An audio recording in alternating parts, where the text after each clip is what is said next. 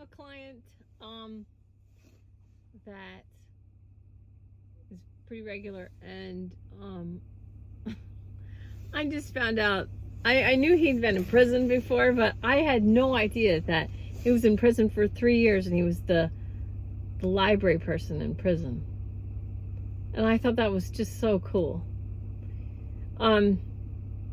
Anyway, so he has come often, and he takes what is given to him, the information, and he moves forward with it, and he'll lock onto phrases that he gets from his guides and from ascended masters, and then he uses it as a mantra, and he's been moving himself forward a lot for a while. So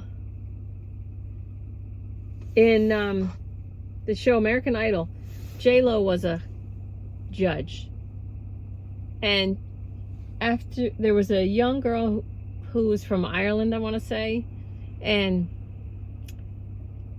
I'm paraphrasing obviously, but J-Lo's advice for her, she said, "You're doing well, you've made it this far in the competition, but as going forward from here,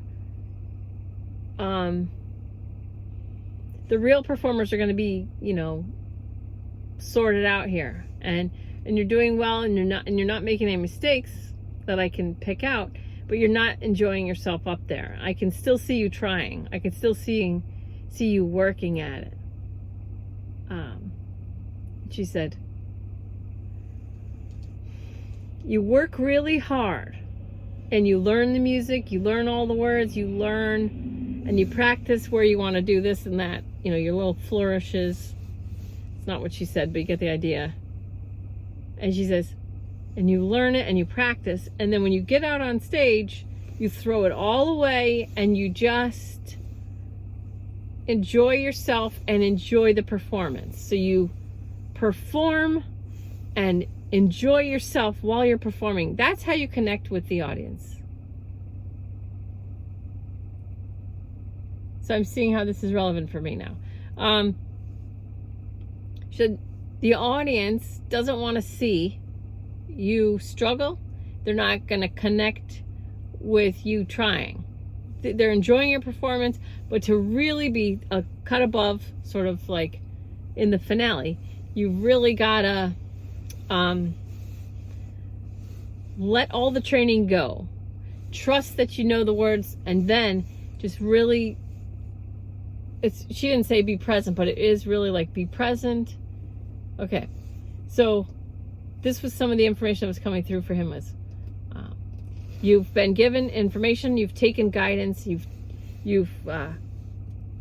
moved through the steps that we've given you, and you've done very well. At some point, though, we are moving you towards a place where the guidance won't come anymore, and you're just going to enjoy the performance, which is your life.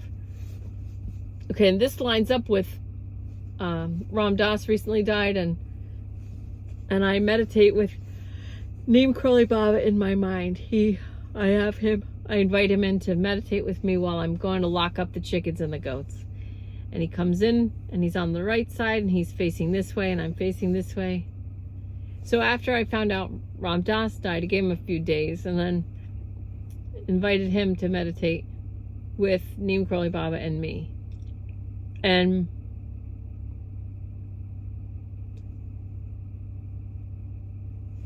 there was no pressure to my invitation, but I know how much he revered Neem Karoli Baba, and how Neem Karoli Baba helped him. And if I'd met Ram Dass in life, we probably would have had a nice conversation about Neem Karoli Baba.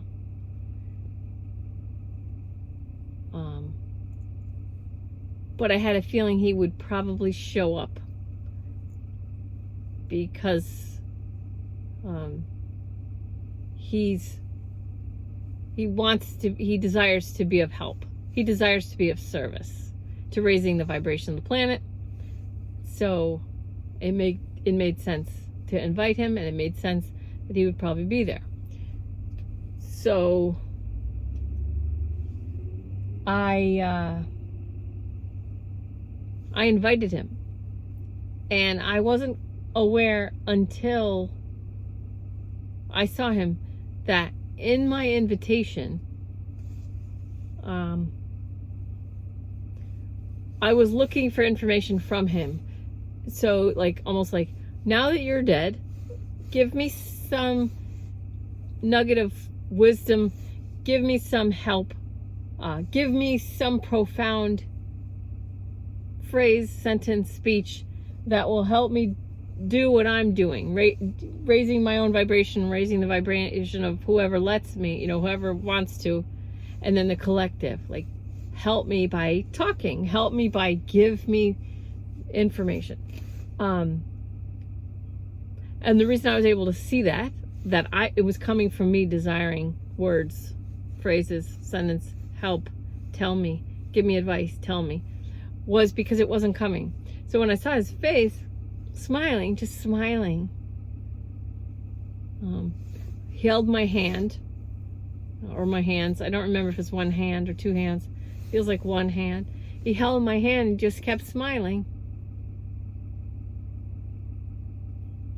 And in his smile was no words. And in no words was the profound teaching that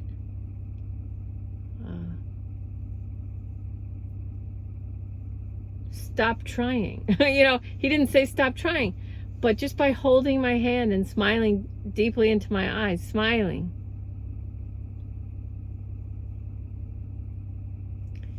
there was no words coming, and no words were going to come. And in that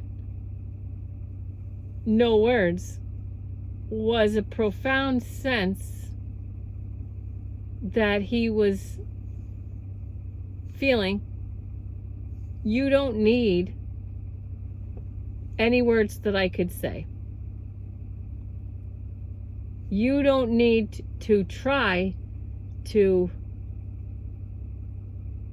digest information, advice from me. You don't need to try to be like me, to be you, to a higher degree. You just need to keep being you. Be more you.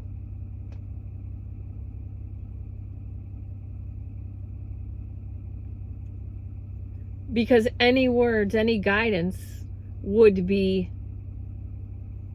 counterproductive. They would be food for the ego to play with, compare myself. Oh, he says I should do this. That means I'm not doing that enough. Or he tells me I should stop doing that. That means I'm doing it too much. So any words that would have been spoken would have taken me, in the wrong direction.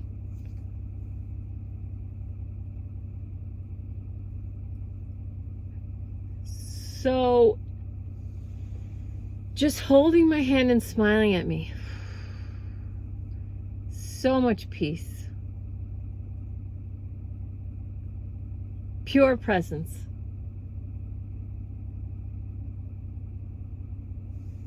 And a quiet joy and a higher level of respect. A higher level of respect that I receive from someone that I respect. Because to put it into words and to ruin it, but to give you some idea of the concept, was I don't need to tell you anything because you're already fine. You're already doing it. But it was more profound to receive that understanding through feeling it than hearing it through words.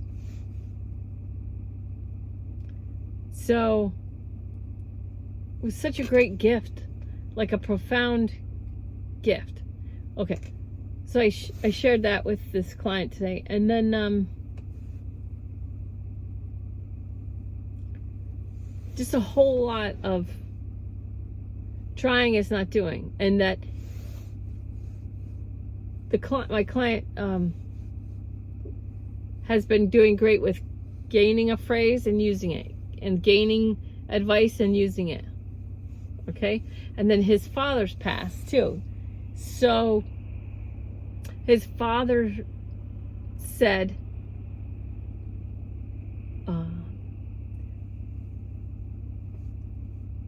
I want you to have complete contentment with your life and who you are and yourself.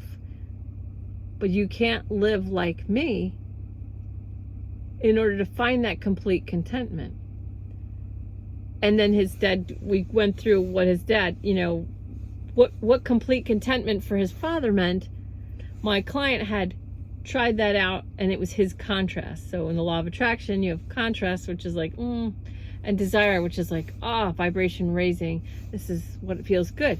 So through looking at his dad and the way he lived and what made his dad happy and trying that, he realized that was his contrast. And his father still wants him to feel and enjoy complete contentment with life. Okay. And then during the healing,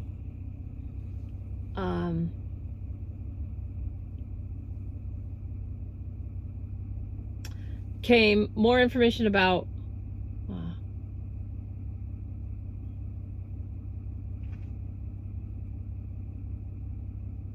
when he was small. Okay, when he was small, like little, there were one grown-up especially, but multiple grown-ups sort of projecting something onto him as a child, projecting like fears and worries and projecting onto him. And then there was a story in their mind created, and then the grown-up felt like a hero, martyr, gonna save, like almost like save this little boy from being that way, that he could really go down that path, or he could really be this or that. And so instead of the grown-up witnessing the child that was standing right in front of him and who he was and how he was actually projecting a fear-based picture onto this child, who's my client now, and then trying to fix that. Okay, love you. Bus is here.